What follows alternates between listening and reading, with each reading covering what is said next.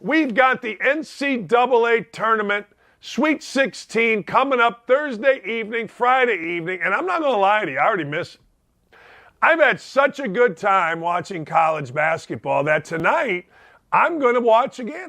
Hey, look, last night I actually bet on a game just because I tried my halftime thing where I bet the game total at halftime. It didn't work. I think the game was like Radford and somebody. I don't know.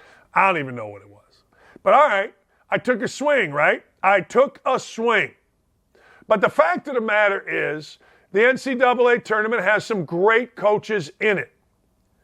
16 coaches who are fantastic. We've heard from two of them, Dusty May at Florida Atlantic, and we heard from the great Tom Izzo at Michigan State. And we'll try to get more on, but it's a little bit tough. You know, coaches are actually trying to win. Izzo's just a friend. Look up Izzo and DAKICH, and you're going to see, man, he ripped me a good one.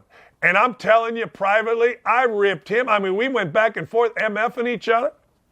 And frankly, now we're good friends. It's what dudes do. Guys, it's what we do. I'm sorry, it may not be what you do as a guy, but it's what this guy does as a guy. I get on you, you get on me. We're both honest about our opinions, and then we're like, hey, we're good. We're good. Everything's good.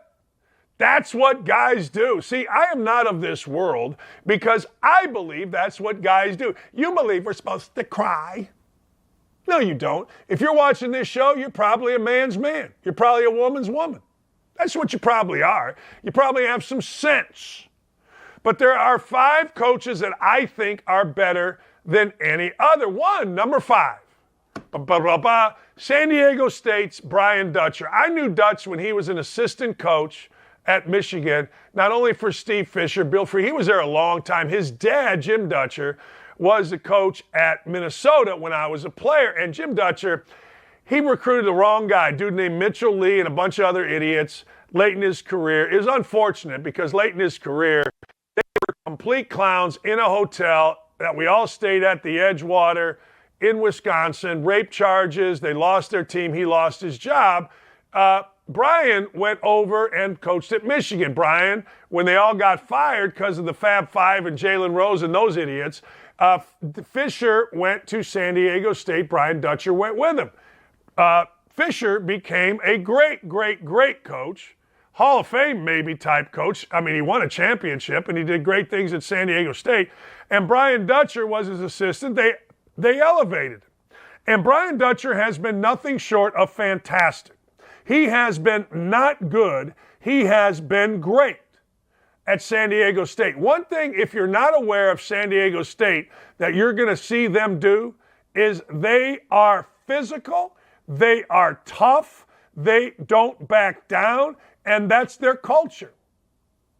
They had Kawhi Leonard, sure, but their culture is such that they, ladies and gentlemen, lead with their nose. They stick their nose right in there.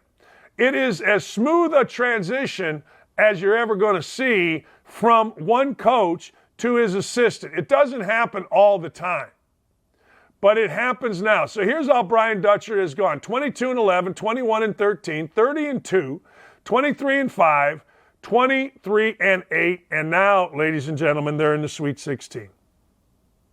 You probably never heard of Brian Dutcher. You probably never did, but you do now. He is, no question, one of the top 5 coaches in college basketball, or in the Sweet 16. I don't know about college basketball. His team's he's only 148-46. I don't know. That's pretty good. Number 4, Rick Barnes. Rick Barnes would be higher, but the 3 ahead of him are great. I mean, I don't know what to tell you. Rick Barnes wins wherever he goes. Texas finally, had it figured out. Shaka, it was a tough job for him. They had it figured out with Chris Beard, but you know what? Chris Beard got into trouble, and Texas went back to wishing they had Rick Barnes. Rick Barnes has done a great job wherever he has been, beginning at George Mason. Rick Barnes is a great basketball coach. Yes, I know he has had some losses in the NCAA tournament, but let me explain this to you. So has Tom Izzo. So did Bob Knight. So did Mike Krzyzewski. Mike Krzyzewski lost to what? Wofford and Eastern Michigan? I mean, don't at me about, well, he lost in the first round. When you talk about coaching basketball, just the on-court, what his teams are all about, Rick Barnes could be number one on this list. He could be. He just hasn't won as much as the other two guys, but he certainly could be. Rick Barnes is a great basketball coach, and you're going to see Rick Barnes go at Florida Atlantic. And I'm anxious to see the game because Dusty May's guys, as we talked about with Dusty earlier, they do spread it, they do drive it. Rick Barnes is terrific. Absolutely terrific. All right. Numero tres, and I hate to do it. I hate to do it. Calvin Sampson. Look, Calvin Sampson is a cheat. He, in my opinion, is the worst human being coaching college basketball. He's a cheat. He's a cheat. We used to do this prayer. Like all the coaches would hold hands in a circle before we went out there. And I remember thinking, what are we praying, so we don't get caught? What are we praying, so some player doesn't pull a gun on the bench? What are we praying for exactly here? K. Sampson, what are we praying for? He's the worst human being that I've come across in college basketball. I'll always appreciate him hiring me, but I didn't need the job. You know what I mean? I didn't need the job. I was going to go with Herb Sendek to Arizona State. Not like he saved my career, but I liked it because, frankly, going back to Indiana was great. But as soon as I got there, I'm like, oh, man, Calvin Sampson cheats at golf. Calvin Sampson has no regard for anything other than Calvin Sampson. Now, I respect the fact that Calvin Sampson coaches guys hard. I respect the fact that Calvin Sampson can put teams together. But in terms of X's and O coaching, people have asked me, compare Calvin Sampson to Bob Knight. It's not even close. But he has taken two different schools to the Final Four, Oklahoma, where they lost to Mike Davis in Indiana. And, of course, a couple years ago, right here in Indy, he took Houston, and they have a real shot to get to the Final Four this year. He's got a terrific team, but he's the worst human being.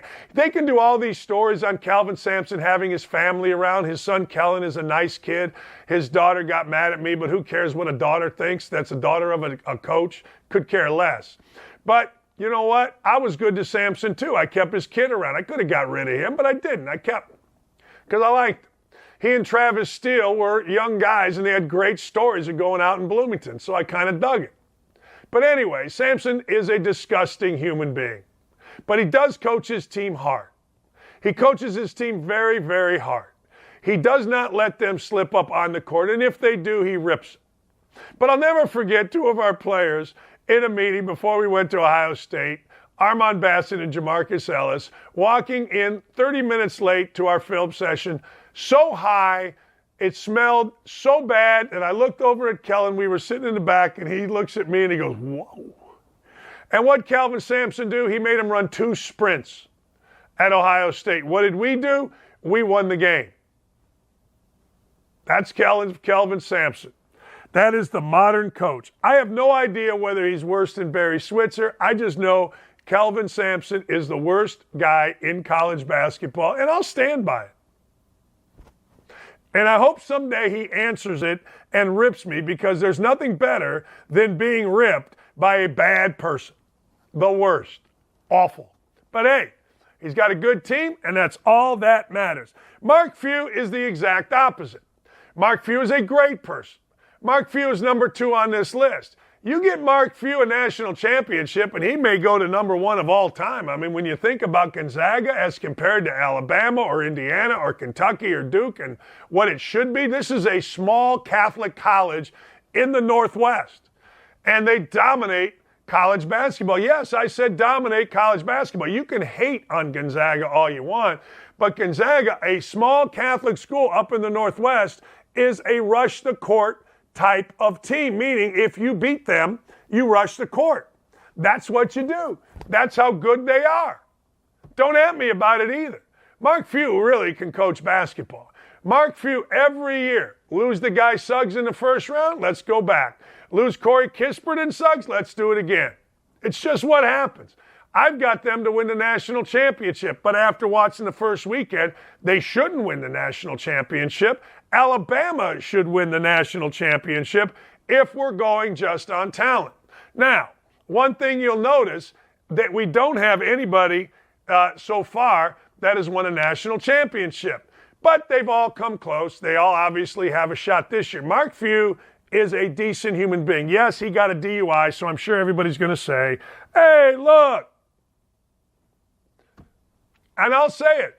Hey, look. Yeah, you got a DUI. What are you going to do? Likes to have beers, likes to hunt, likes to fish. Made a mistake.